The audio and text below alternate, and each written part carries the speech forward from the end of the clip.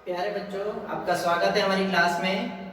आज हम तत्व, यौगिक और मिश्रण को समझेंगे कि तत्व, यौगिक और मिश्रण क्या चीज होती है।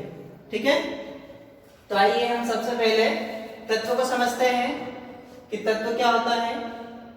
देखिए, तत्व वह शुद्ध पदार्थ है जिसे किसी भी ज्ञात भौतिक एवं रासायनिक विधियों से न तो दो या दो से अधिक पदार्थों में विभाजित किया जा सकता है और न ही अन्य सरल पदार्थों के योग से उसको बनाया जा सकता है। उसको हम बोलते हैं तत्व। अब तत्व में जैसे यहाँ पे बोला है कि तत्व वह शुद्ध पदार्थ है जिसे किसी भी ज्ञात भौतिक एवं रासायनिक विधियों से न तो दो या दो से अधिक पदार्थों में विभाजित किया जा सकता है और न ही अन्य सरल पदार्थों के योग से बनाया जा सकता है। इसका मतलब ये हुआ कि एक ऐसा शुद्ध पदार्थ है जिसको हम किसी भी भौतिक और रासायनिक विधियों से हम उसको अलग नहीं कर सकते, उसके गुणों को जो है वो चेंज हम नहीं कर सकते और न ही किसी अन्य सरल पदार्थों को जोड़कर तत्व को हम बना सकते हैं। फॉर एग्जाम्पल हम ले लेते हैं सोना, जैसे एग्जाम्पल, एक तत्व का एग्जाम्पल है सोना। सोने को हम ले लेंगे, क्या आप किसी अन्य पदार्थ को मिलाकर के आप सोना बना सकते हैं? नहीं बना सकते, क्योंकि वो एक शुद्ध पदार्थ है। सोने के गुण अलग है, चांदी के गुण अलग है। ठीक है, ये दोनों तत्व जो है वो अलग अलग है, लेकिन है क्या?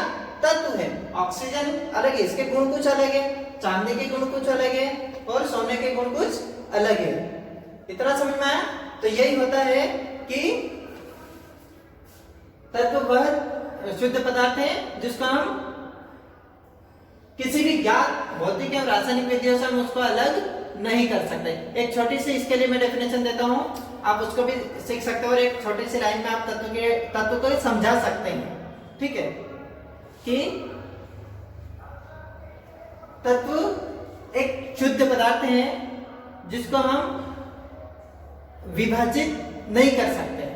सिंपल सी चीज, एक शुद्ध पदार्थ है। या परमाणु जो होता है, परमाणु से तत्व होता है कि एक ही प्रकार के परमाणुओं से मिलकर बने पदार्थ को तत्व कहते हैं। इतना समझ में आया? एक बार और मैं बोल देता हूं कि एक ही प्रकार के परमाणुओं से मिलकर बने पदार्थ को तत्व कहते हैं। बाकी आपके डेफिनेशन जो आप लिख सकते हैं, वीडियो को पॉज करके आप लिख सकते हैं। तो ठीक है, तो अब हम आगे देखते हैं। अब हम यौगिक की डेफिनेशन देखते हैं। तो प्यारे बच्चों, अब हम यौगिक की डेफिनेशन देखते हैं कि यौगिक क्या होता है। देखिए, दो या दो से अधिक तत्वों को, किसको? तत्वों को, दो या दो से अधिक तत्वों को एक निश्चित अनुपात में मिलाने पर बने नए पदार्थ को यौगिक कहते हैं। समझ में आया? एक बार हम फिर से देखते हैं कि दो या दो से अधिक तत्वों को एक निश्चित अनुपात में मिलाने पर बने नए पदार्थ को यौगिक कहते हैं। फॉर एग्जाम्पल, जल दो तत्वों से मिलकर बना है, इसका मतलब वो यौगिक है और एक निश्चित अनुपात में मिले हुए। ठीक है, अब यहाँ पे दो या दो से अधिक तत्वों को एक निश्चित अनुपात में मिलाने पर बने नए पदार्थ को यौगिक कहते हैं। इससे क्या मतलब होता है कि या तो दो पदार्थ या फिर दो से ज्यादा, उससे कम नहीं, मतलब एक पदार्थ को कैसे मिलाएंगे आपस में? एक पदार्थ से तो यौगिक बन नहीं सकता। तो दो या दो से अधिक, दो या दो से अधिक तत्वों को, किनको? तत्वों को, पदार्थों को नहीं, तत्वों को। और तत्व क्या होता है ये आपने अभी समझ ही लिया इसके पहले, है ना, कि तत्व क्या होता है। तत्व एक शुद्ध पदार्थ होता है। तो दो या दो से अधिक तत्वों को एक निश्चित अनुपात में मिलाने पर बने नए पदार्थ को यौगिक कहते हैं। अब जैसे कि हम कुछ जैसे कि कुछ बनाते हैं, हमने कुछ भी पदार्थ मिला दिए तो क्या तत्व बन गया? जैसे हमने दाल और चावल दोनों मिला दिए तो क्या तत्व बन गया? नहीं, शुद्ध पदार्थ होना चाहिए। जैसे कि सोना है, चांदी है, या फिर ऑक्सीजन है, हाइड्रोजन, जो जितने भी तत्व है ये आपस में मिलाएंगे, किसी न किसी एक निश्चित अनुपात में उनको मिलाएंगे तो यौगिक बनेगा। आगे समझ में। तो यहाँ पे एग्जांपल में जल जैसे है कि, और जल का सूत्र जो होता है वो H2O होता है, H2O। तो चलिए बच्चों, अब हम मिश्रण देखते हैं कि मिश्रण क्या होता है। तत्व यौगिक आपने समझा अभी।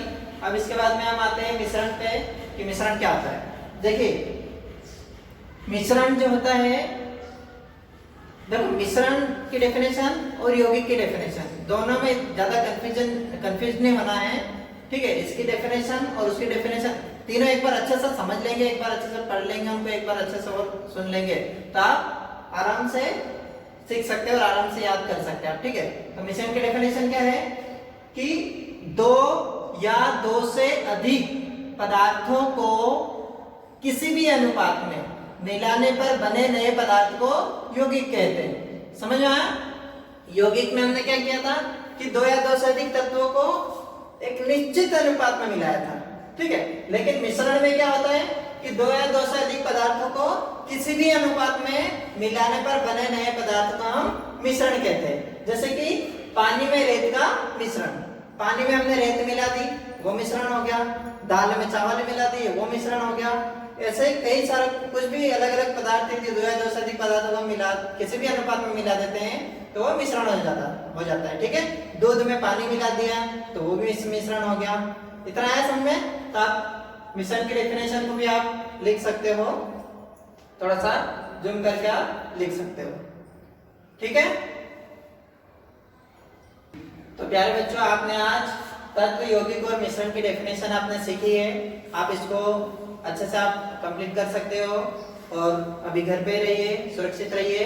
जय हिंद।